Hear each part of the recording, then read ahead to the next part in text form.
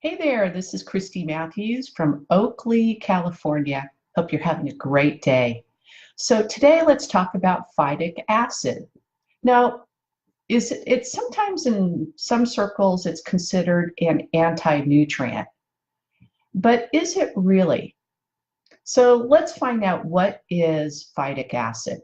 Well, it's a unique natural substance that is found in plant-derived foods. So you'll find it in seeds and grains and nuts, particularly in nuts. If you ever find that you eat raw nuts and you just get an upset stomach, you feel like you can't digest them, you'll get that in raw vegetables, uh, sprouts, that type of thing.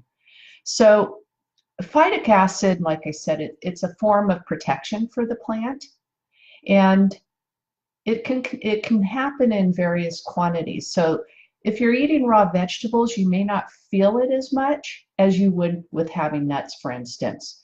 Now, if you're not eating a well-balanced diet, let's say, we'll get to that in just a minute, why phytic acid can actually impair your absorption of zinc and iron, and to a lesser extent, calcium. And I'll explain why. Now, it only applies to a single meal. So if you eat a meal later on, the meal that you ate previously that might be high in phytic acid, I should say, is not going to be a problem for you.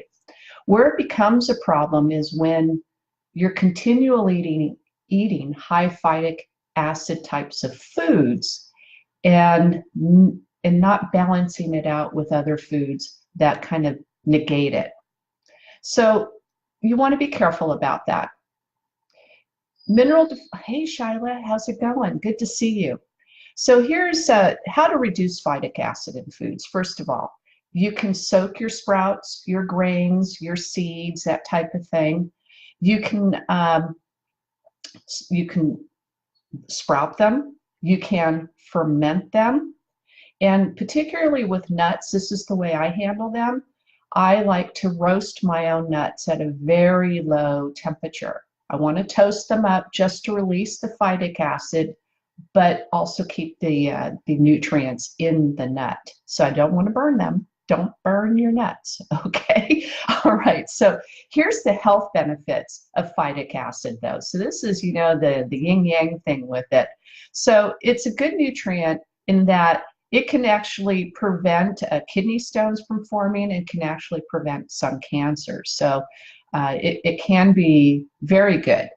So the way that it becomes a health concern, like I said earlier, is when you're eating a diet that's not balanced and you may be prone to iron or zinc deficiencies. And where that happens quite a bit is with vegetarians and vegans. Unfortunately, they don't get enough of those minerals in their diet because they typically have to be eaten in large quantities and or have to be supplemented.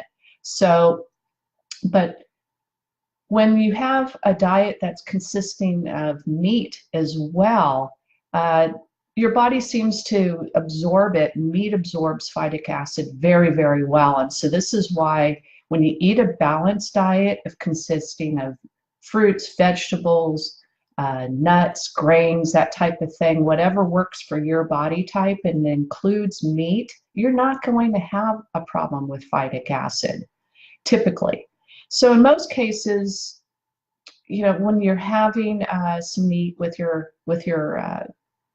vegetables, that type of thing, it's going to negate those anti-nutrient properties.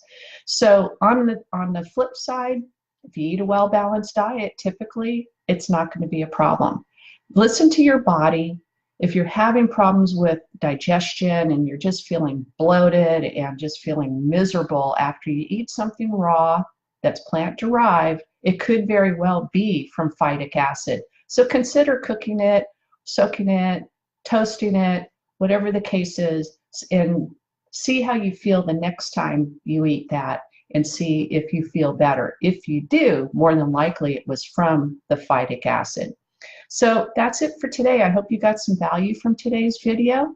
And if you did, would you give it a thumbs up and share it with somebody who might get some value from it too? And if you like this content, go visit me over at ChristyJMatthews.com and you'll find some more content like that, like this, there on that website. So I hope to see you next time. Have a great day. Thanks, Shyla. Appreciate that. Bye now.